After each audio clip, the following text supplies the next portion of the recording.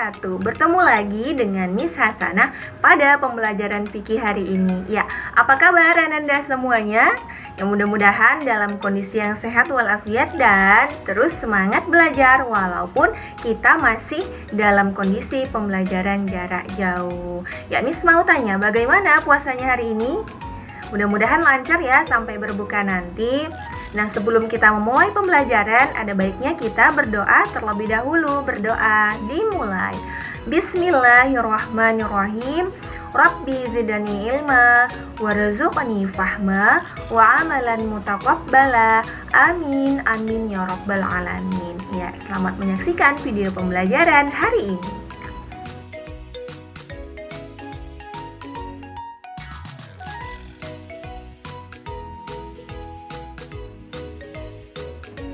Adapun tujuan pembelajaran kita pada hari ini adalah agar Ananda dapat mengetahui tata cara sholat bagi orang sakit. Ya, orang yang sedang sakit mendapat keringanan-keringanan ataupun rukhsah ketika hendak mengerjakan sholat. Di antaranya yaitu dibolehkannya orang yang sakit untuk tidak berjamaah di masjid, dibolehkannya untuk menjamak sholat, dan yang ketiga adalah dibolehkannya sholat sesuai dengan kemampuannya, seperti pada hadis berikut ini. Aku pernah menderita penyakit bawasir, maka aku bertanya kepada Nabi SAW mengenai bagaimana aku sholat. Beliau bersabda, sholatlah sambil berdiri. Jika tidak mampu, maka sholatlah sambil duduk. Jika tidak mampu, maka sholatlah dengan berbaring menyamping. Hadis riwayat Bukhari nomor 1117. Dalam riwayat lain disebutkan tambahan, jika tidak mampu maka berbaring terlentang. Dari hadis tersebut maka dapat kita ketahui ada beberapa cara yang dilakukan untuk mengerjakan sholat bagi orang sakit, yaitu apabila sholat sambil berdiri tidak dapat dilakukan maka diperbolehkan sholat sambil duduk. Jika tidak mampu maka diperbolehkan sholat sambil berbaring, dan jika tidak mampu lagi maka diperbolehkan sholat sambil dengan terlentang. Nah, apabila tidak mampu kembali maka diperbolehkan sholat hanya dengan isyarat.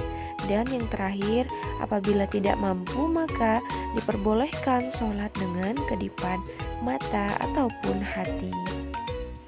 Nah, dari penjelasan tersebut maka dapat kita ambil kesimpulan 3 poin besar sholat yang dapat dilakukan oleh seorang muslim, yaitu yang pertama sholat sambil berdiri, yang kedua sholat sambil duduk, yang ketiga adalah sholat sambil berbaring. Tetapi Ananda semua perlu diingat bahwasanya sholat sambil duduk dan sholat sambil berbaring hanya dapat dilakukan oleh orang yang sedang sakit dan tidak mampu untuk melaksanakan sholat sambil berdiri. Untuk sholat yang pertama atau sholat sambil berdiri, sama-sama sudah kita ketahui tata caranya sebagaimana pada umumnya. Maka pada pertemuan kita di video pembelajaran kali ini akan kita bahas mengenai sholat bagi orang sakit dengan duduk.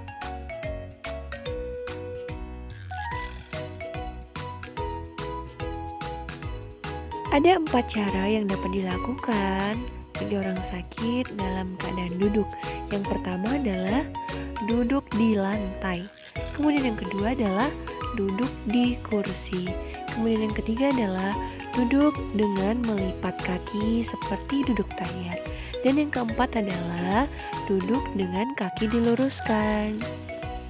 Untuk sholat sambil duduk seperti orang tahiyat, maka rukuk yang dapat dilakukan adalah membungkukkan sedikit dengan kedua belah tangan diletakkan pada kedua paha, dan untuk sujud dilakukan seperti sujud pada umumnya.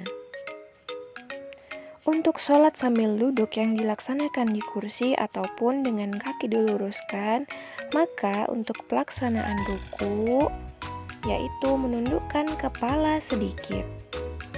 Dan untuk pelaksanaan sujud maka menundukkan kepala lebih rendah daripada rukuk yang tadi.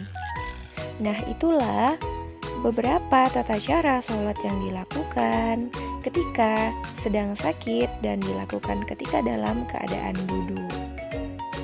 Ya, selanjutnya ada pertanyaan untuk Ananda semuanya. Pertanyaan yang pertama adalah, Andi sedang sakit dan hendak melaksanakan sholat. Maka Andi melaksanakan sholat dengan A. semaunya, B. semampunya, C. sepuasnya, atau D. seenaknya. Dan nomor 2, cara sholat seseorang yang tidak mampu berdiri adalah A. duduk, B. tidur, C. lompat, atau D. dengan isyarat. Nah, Ananda semua dijawab pertanyaan ini ya, dan jangan lupa kirim ke Miss Hasana. Nah, berakhirlah pemberian materi pada hari ini. Sama-sama kita ucapkan Alhamdulillahirrabbilalamin. Sampai bertemu di video pembelajaran selanjutnya. Wassalamualaikum warahmatullahi wabarakatuh.